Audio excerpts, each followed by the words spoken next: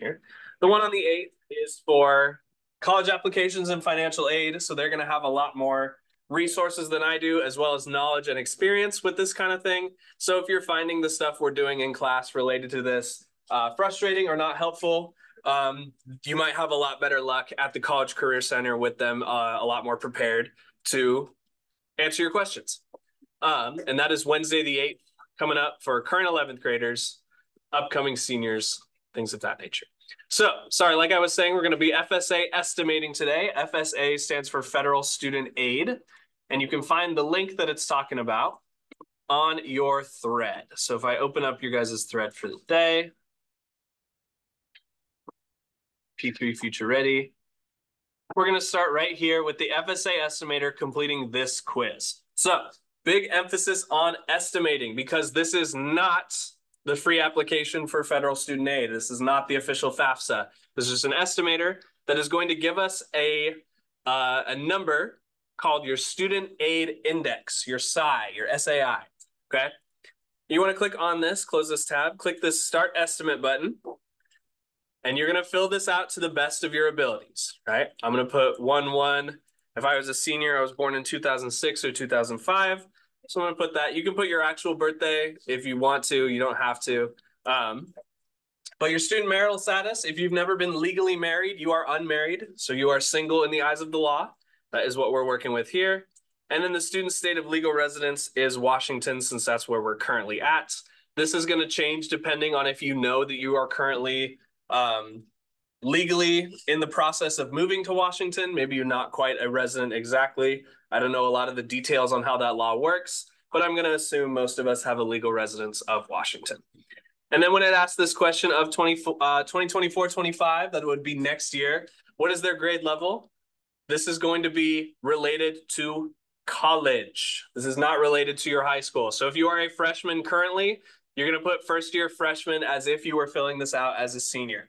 This class is really, not unfortunately, but it is designed very much with seniors and graduation in mind. So making it adjustable to, if you're not a senior, you want to pretend that you are, basically. And then just kind of keep this information as practice for when it comes time for your opportunity to do these kind of things. But first year freshman is the option we're going to select here. Click continue. If you do not have children or any other dependents that you support legally, you're going to put no here. If you do, you'll put yes, obviously. And then you'll check these personal circumstances as they apply to your life. So the reason that this feels like it's a lot of questions is because it's from the government. It's federal. It's going to have to make sure that they've got accurate information and accurate dispersal of the reward money that happens. So you just want to answer these as honestly as possible. None of these apply for my circumstances, so I'm going to check that box at the bottom here. Click continue. This is where you're going to be putting some more information in here. I'm going to say that my parents are married, and it's going to tell me to provide info for both parents. Click continue. They're married since that's what we just selected. If they've ever been single or if they've ever been divorced, that counts as unmarried. So you want to put that instead. And then your parents' state of legal residence is going to be whatever it pertains to your parents' situations. Family size is the next one here. This is including yourself and all your siblings. Typically with the federal student stuff, it's considered how many people are living there. So if you have siblings who don't live at home, they typically don't count. But this one is just asking the size of your entire family. I have a sister, so I have 4 in my family. Let's go ahead and continue. We're going to assume that your parents are not tax evaders and say, yes, they did file taxes. This is where you want to guess based on what your parents do and just give kind of the combined-ish income, your best guess, your best estimate up to a whole number. So I'm going to say, I don't know, we'll just go 70 something for both of my parents combined. This next one is assets, another one that you're going to guess. This is why I'm emphasizing you will not be that aware of all your parents' financial information. I wouldn't expect you to. That's a weird ask of high schoolers. So this is, again, just kind of making your best guess. You can always do this calculator again with accurate information, but that's really what the FAFSA form kind of entails. So this is just for practice purposes. And I'm going to say, I don't know, we'll put a 60K in there just for random, just for giggles. And then in my situation, there was no child support, so we're going to leave it as a 0. Click continue. We're also going to assume that you guys aren't tax evaders and assume that your parents either did your taxes if you didn't do them or had somebody prepare your whole families. So we're going to say yes, and it's going to ask you the same questions about your income over the year. Typical part-time work is about 13K, maybe more like 16, 15, 16 with some of the adjustments that have been made to minimum wages. And then your assets is how much the stuff that you own is worth. These things include cars, your technology, your computers, your cameras, your other kind of high price equipment, but not the house that you live. So pretty typical would be about 500 to 1,000. We're going to call it 600 just because, and then click continue. Okay, that's the final part right here. It's going to give you an estimate for your financial student aid. Remember, this is all based on your guesses, so you don't want to depend on this number completely. You want to do this accurately on the FS or the FAFSA. Ignore this number for now and scroll down until you find your SAI, your student aid index. My SAI for this scenario that we've built here is 5676. What I do with that 5676 is copy it and paste it into the link right here on the financial aid calculator, which is the next section on your thread for the day. So it should look like this. This is a Washington specific tool.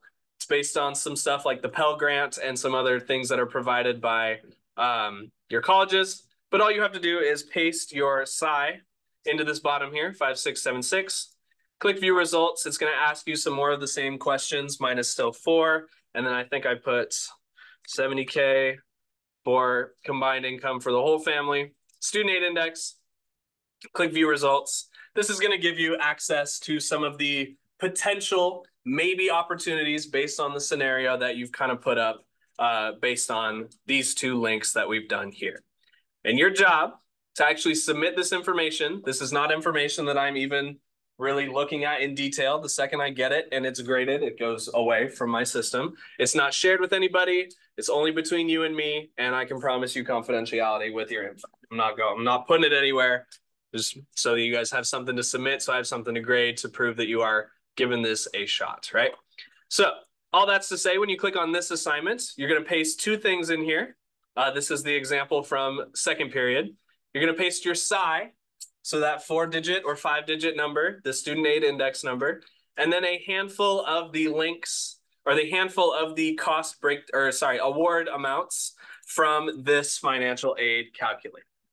And that's all I'm looking for you guys to do today. Once you finish this up, you can do whatever you would like for study hall purposes. But this exercise is designed to give you perspective on what type of aid you could receive based on some of your specific situations and scenarios. Kara, you have a question? Okay, cool. Does anybody have any questions thus far? If not, I will help you guys individually. This is due tonight at midnight, so you want to do that now. It won't take you too long. Again, can't emphasize enough. Best guesses, closest guesses. They do not have to be perfect because that's what the FAFSA is for. FAFSA is a pain in the butt. So I'll help you guys with your individual questions. If no one's got anything for the class, it's totally fine. Let me process this Zoom room and I'll start wandering. Sound good? Cool. Thank you guys for listening. Appreciate it.